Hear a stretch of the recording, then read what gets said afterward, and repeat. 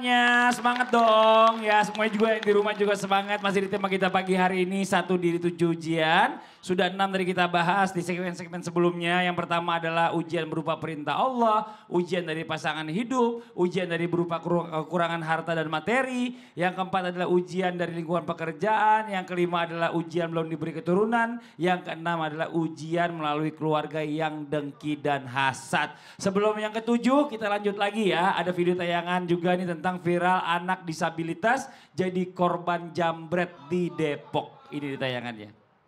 Nauzubillah summa nauzubillah. Memang yang namanya orang jahat ini nggak ngelihat dari mana orang yang dia mau jahat. Gak peduli korban. Gak peduli korbannya mau kayak gimana juga ya. Bahkan kemarin belum lama ini dekat rumah saya ada orang ibu-ibu dijambret di motornya, ditarik tasnya, jatuh dan meninggal dunia. Innalillahi wa inna ilaihi rajiun. Nah inilah dia nih buat kita semuanya juga harus waspada ya.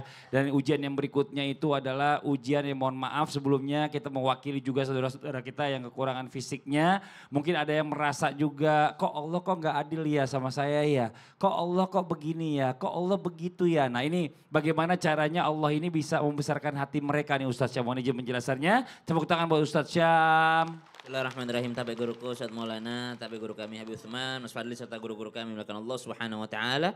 Al-Qur'an surah Al-Maidah ayat 2. A'udzu billahi minasy syaithanir rajim. Allah. Ya ayyuhalladzina amanu la tuhillu sya'airallahi wala ash-shahral haram ولا الشهر الحرام ولا الهدي ولا القلائد ولا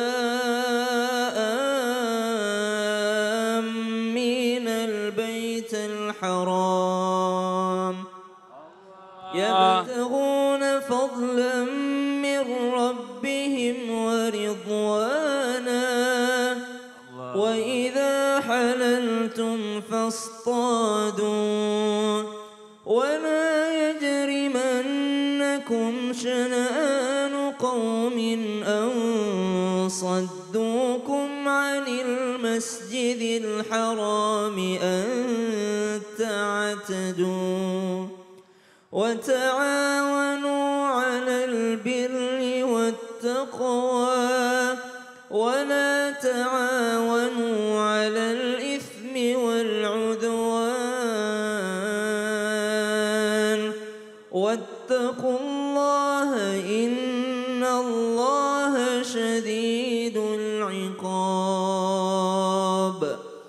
Yang pertama, bagaimana menguatkan hati, cara Allah menguatkan hati mereka, Allah memberikan aturan bahwa saling tolong menolong itu adalah perintah Allah. Jadi kalau ada orang kekurangan ataupun dia memiliki daripada kelebihannya, yang lebih ini membantu yang sedang kurang. Itu yang pertama, indahnya Islam. Yang kedua, Nabi SAW menyampaikan Allah tidak melihat jasad kalian, jisim kalian. Allah tidak melihat tangan kalian, kaki kalian, rupa kalian. Tapi Allah memandang daripada hati kalian. Ada orang yang sempurna fisiknya tapi kekurangan hatinya, jahat benar sama orang. Kayak tadi tersangkanya subhanallah yang melakukan pembulian. Dia fisiknya sempurna tapi hatinya tidak baik. Kenapa? Jahat sama orang. Tapi ada orang kekurangan fisiknya justru hatinya yang sehat, hatinya yang sempurna. Yang dicela sama Allah dalam Al-Quran bukan yang sakit fisik loh. Tapi yang dicela sama Allah yang sakit hatinya. Fi qulubihim maradun fazadahumullahu maradha. Inilah cara Allah membesarkan hatinya, membesarkan perasaannya orang yang sedang kekurangan fisik. Kenapa? Karena yang dipandang sama Allah bukan fisik, tapi yang dipandang sama Allah adalah hati. Masya Allah, makasih banyak Ustadz Syam. Mas Fadli. Tepuk tangan buat Ustadz Syam. Kita lanjut lagi sekarang waktu kita memberikan kesempatan kembali untuk jamaah yang ada di studio mewakili di rumah. Untuk curhat sama guru-guru kita, tapi sebelumnya kita kembali dulu ke segmennya. Curhat dong Ustadz. Iya, kami curhat. Yang mau curhat boleh silakan angkat tangannya. Mana? Ini dulu Ibu. Oh Ibu boleh. Ibu boleh maju ke depan Ibu. Maaf. Iya silakan punten Bu. Silakan ke depan Ibu. Perkenalkan dirinya. Assalamualaikum warahmatullahi taala wabarakatuh. Waalaikumsalam warahmatullahi wabarakatuh. Kenalkan dulu nama saya Ibu Komaria dari Masjid Al Abidin, Solokan Jeruk, Majalaya. Tepuk tangan buat Ibu Komaria. Mau curhat apa Ibu Komaria? Ini Mas Padli. Iya Bu. Saya punya suami lagi sakit-sakitan udah Masya Allah. 16 tahun. 16 tahun. Ya, di tahun 2008. Dari 2008 sampai sekarang. Iya, Berarti sampai hampir sekarang. mau jalan 17 tahun sebentar Iya, lagi. iya. Sakitnya sakit apa Ibu? Pertama mah stroke. Udah Stroke. udah 16 tahun. Terus? Tapi bisa sembuh. Udah sembuh tapi sembuh nggak normal, nggak seperti biasa gitu. Iya. Dengan 80%. Iya. Puasa kemarin jatuh lagi kena jantung sama ini ginjal. Iya. Sekarang masih lemes juga. Terus Ibu yang mau Ibu curhatin apa nih sekarang selain suaminya sakit? Ibu ngerasa gimana?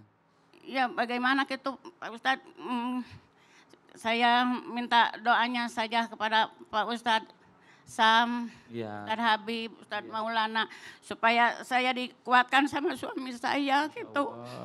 Selama 16 tahun saya dibiayain sama anakku. Iya, Masya Allah. Ibu Kokom, ya Ibu Komaria tarik nafas dulu, istighfar dulu. Astagfirullahaladzim.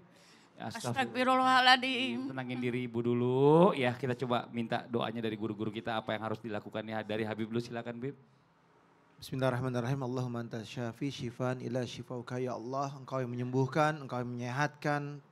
Ibu, suami ibu ketika diberikan musibah oleh Allah ataupun cobaan oleh Allah berupa sakit. Mudah-mudahan ini penggugur dosa. Mudah-mudahan jalan surganya Allah dari sini. Ya, amin. Sabar, tawakal, mendekatkan diri kepada Allah. Ingat dosa masa lalunya, apa yang telah saya perbuat. Sehingga saya bisa diberikan sakit seperti ini. Atau sholatnya rajin, ibadah rajin, dekat sama Allah. Boleh jadi Allah angkat derajatnya jauh lebih tinggi lagi. Jadi kembalikan semua kepada Allah dan juga kembalikan kepada ibu. Ibu ini mengurus yang sakit dan minta ridho suaminya. Kalau suaminya bilang saya ridho kepadamu, ibu surga. Amin, Udah ibu amin, surga. Kalau suami bilang kamu saya ridhoin, saya ikhlasin karena ngurus saya kurang lebih 16 tahun, 17 tahun atau 18 tahun saya sampai saya meninggal dan ibu berbakti sama suami ibu, ibu surga. Amin, Ibu tenang, amin, amin. ibu tenang. Rizki dari Allah, anak ibu Allah kasih rizki yang banyak insya Allah buat biayain ibu. Amin, amin. Anak-anak ibu biar Allah kasih keberkahan, Allah kasih kesehatan. Sehingga apa ibu menjadi kebaikan di dalamnya dan ibu bisa mengurus suami ibu dengan fokus. Amin. Ibu pokoknya tenang, munajat kepada Allah, berdoa kepada Allah. Ya Allah, Engkau yang menyembuhkan, sembuhkanlah. Ya Allah, Engkau yang memberikan kesehatan, sehatkanlah ya Allah. Ya Allah, mudah-mudahan misalkan seandainya ini penggugur dosa, jadikanlah kebaikan suami saya dan Allah ridha kepada suami saya. Sehingga apa? Suami saya berada dalam jalan dan surgamu ya Allah. Amin. Doakan. Tambahkan Ustaz Syam. Ibu 16 tahun subhanallah baru ketemu kami hari ini. Berarti 16 tahun itu siapa yang mendoakan kira-kira itu? Ternyata yang mendoakan itu, yang doanya diijabah itu bukan kami-kami. Tapi siapa? Tapi yang sedang sakit itu. Maka selain ibu mendoakan suami sembuh, senantiasalah juga minta doanya suami. Jadi kalau anak-anak mau kegiatan apa, nak ke bapakmu dulu minta doanya. Kenapa? Orang yang sedang sakit diijabah doanya sama Allah Subhanahu wa taala. Kenapa diijabah? Karena sering nyebut Allah. Kadang kalau kita sakit, ya Allah, selalu nyebut Allah tuh. Makanya bersih hatinya, dibersihkan juga dirinya dari dosa-dosa sehingga doanya diijabah sama Allah Subhanahu wa taala. Buktinya apa? 16 tahun sakit tapi ibu masih bertahan.